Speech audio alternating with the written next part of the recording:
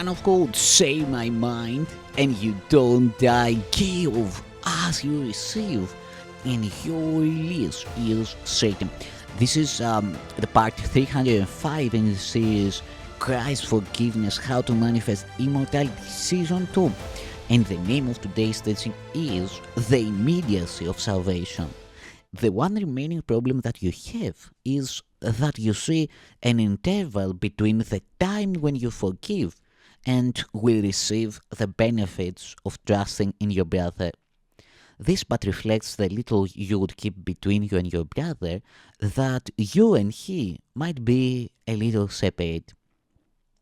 For time and space are one illusion which takes different forms. If it has been projected beyond your mind, you think of it as time. The nearer it is brought to where it is, the more you think of it in terms of space. There is a distance you would keep apart from your brother, and this space you perceive as time because you still believe you are external to him.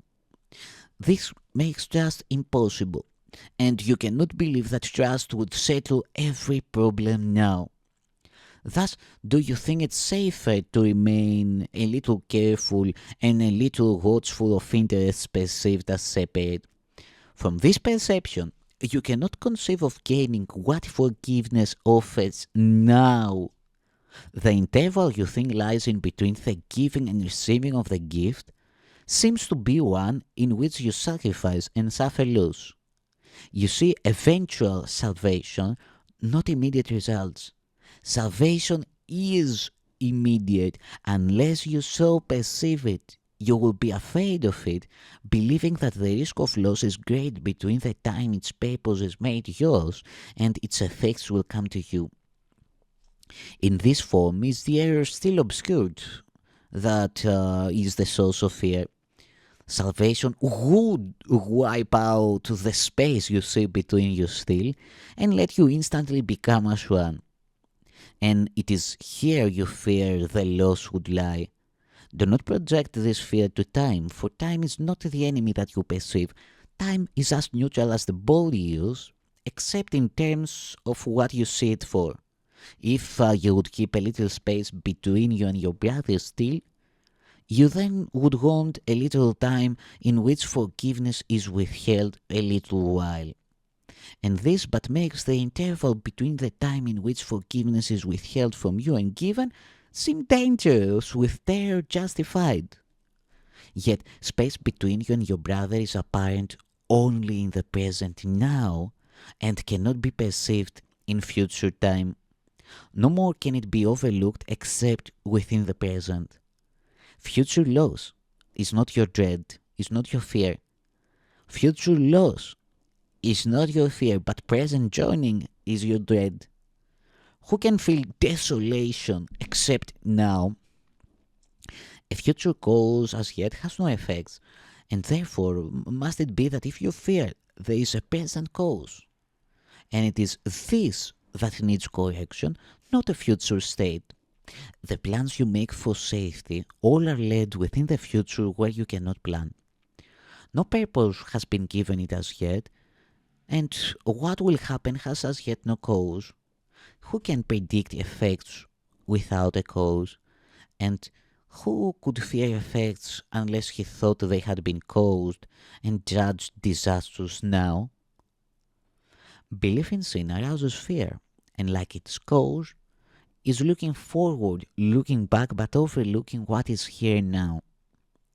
Yet only here and now its cause must be, if its effects already have been judged as fearful. And in overlooking this, is it protected and kept separate from healing? For a miracle is now. It stands already here, in present grace, within the only interval of time that sin and fear have overlooked, but which is all there is to time. The working out of all correction takes no time at all, yet the acceptance of the working out can seem to take forever. The change of purpose the Holy Spirit brought to your relationship has in it all the effects that you will see. They can be looked at now. Why wait till they unfold in time and fear they may not come, although already there? You have been told that everything brings good that comes from God, and yet it seems as if this is not so. Good in disaster's form is difficult to credit in advance, nor is there really sense in this idea. Why should the good appear in evil's form? And is it not deception if it does? Its cause is here, if it appears at all. Why are not its effects apparent then? Why in the future? And you seek to be content with sighing and with reasoning. You do not understand it now, but will someday, and then its meaning will be clear. This is not reason, for it is unjust and clearly hints at punishment until the time of liberation is at hand. Given a change of purpose for the good, there is no reason for an interval in which disaster strikes to be perceived as good someday but now in form of pain.